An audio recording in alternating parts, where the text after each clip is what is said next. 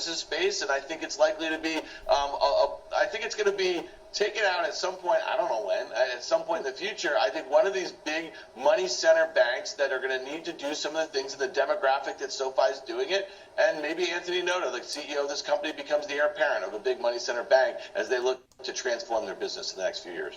Welcome, welcome, welcome. Welcome to our channel. Welcome to another one of our videos. Today we're going to talk about SoFi Technologies. As you know, earnings came out at the end of last week and the stock fell. We'll discuss that, and we'll discuss the analyst news and some stock predictions. We're going to go through our position review and talk about share lockup expirations. Now, if you're new to our channel, go ahead and click the money icons below to review our past videos. Please smash that like button and subscribe so you can get our future content. So let's get busy. Here's our current positions. We own 2,000 shares because we slid in another 500 shares on a covered call on Friday and it didn't get called away. So we kept the profit. So we'll see what happens this next week and how I'm going to do these covered calls.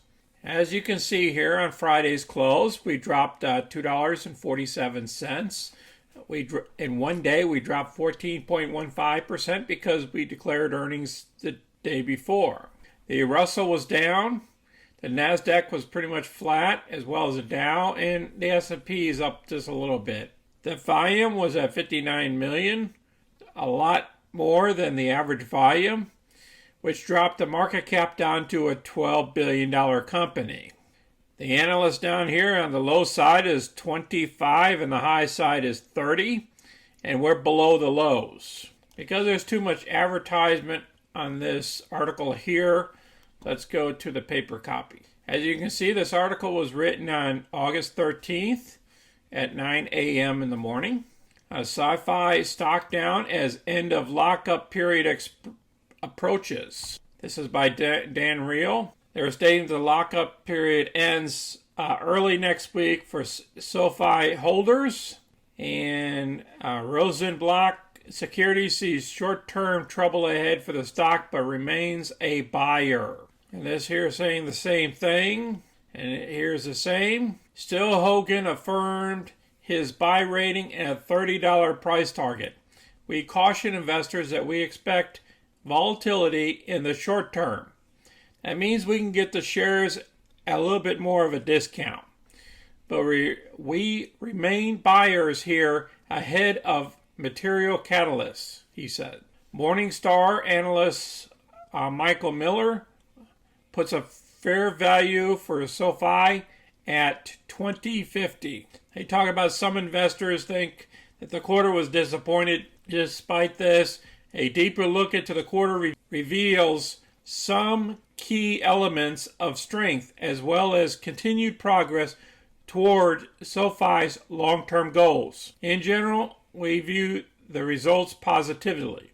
This next article we're going to look at is why SoFi's earnings plunge is a buying opportunity. They talk about the loss primarily driven by accounting quirks, which, as you know, that they had to turn around and take that write-off for tax purposes. Core operating metrics saw impressive growth. Expanding the product portfolio is resonating with members, and SoFi is making progress in obtaining its national bank charter. They talk about the falling of the stock, about the net loss. We discussed that. The bigger picture, the bigger context for the net loss in mind, most of SoFi's core operating metrics were impressive. Total member growth accelerated yet again, jumping 113% to 2.6 million.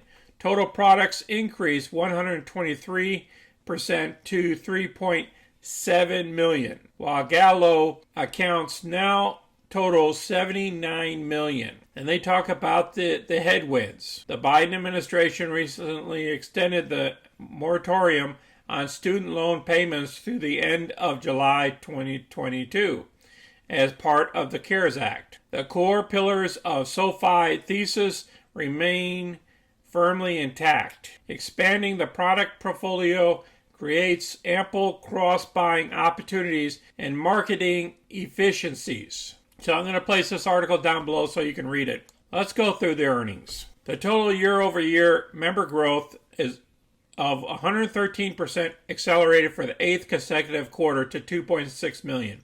Total products, 3.7 million, up 123% year over year.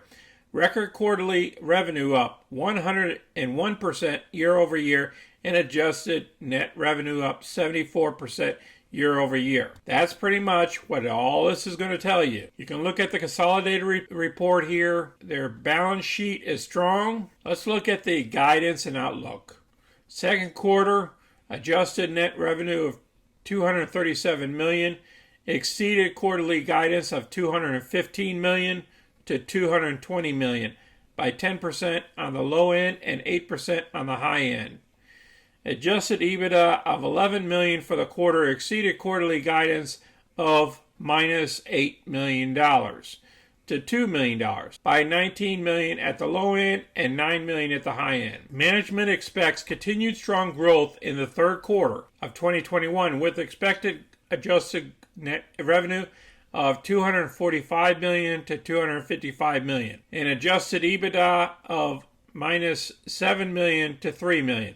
Management reiterates its full-year guidance of adjustable net revenue of 980 million and adjustable EBITDA of 27 million. This is despite lowering our expectations for student loan refinancing revenue by 40 million due to the expansion of the CARES Act and reducing our technology platform revenue estimated at 12 million due to minority stake of Apex being brought back. All right, I'll place this also down below in the remarks so you can read it. This is a long article. The last article we have came out Sunday as well, today. Lots of breaking news here today. And they talked about one way to evaluate current state of the economy is by reviewing which companies are succeeding. Financial firms like Upstart and SoFi both posted quality Q2 earnings last week. Reporting on the positive development, who wrote that SoFi's financial service segment expanded 250%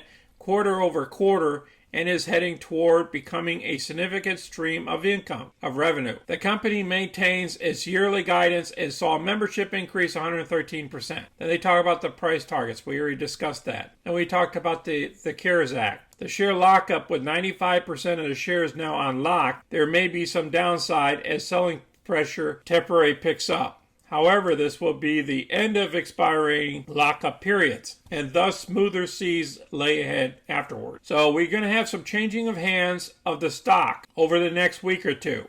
Just giving you a heads up. So you're going to see some price volatility. And I'll place this article down below as well. Now let's look at the options. What are the options saying for this next week? Well, we have a bunch of them over here at the 15 for the calls. And we have another higher point at the 17.50. And then another higher point at the $20 mark. What do we have here? The calls outrank the puts by at least 3-1. The huge calls going on here. So that's a bullish trend to me. All right, reviewing the one-day interval chart. We're currently sitting at the lows, at the support levels. Support levels around $15. If you look at all these different drops, everything dropped down here to about the $15 level or the $14.92 or something level. So now we're going to have an unlocking period of 95% of the shares being dumped on the market. We've had some of these shares unlocked when it was somewhere around $23 up here. So some of these shares have been unlocked for a little while.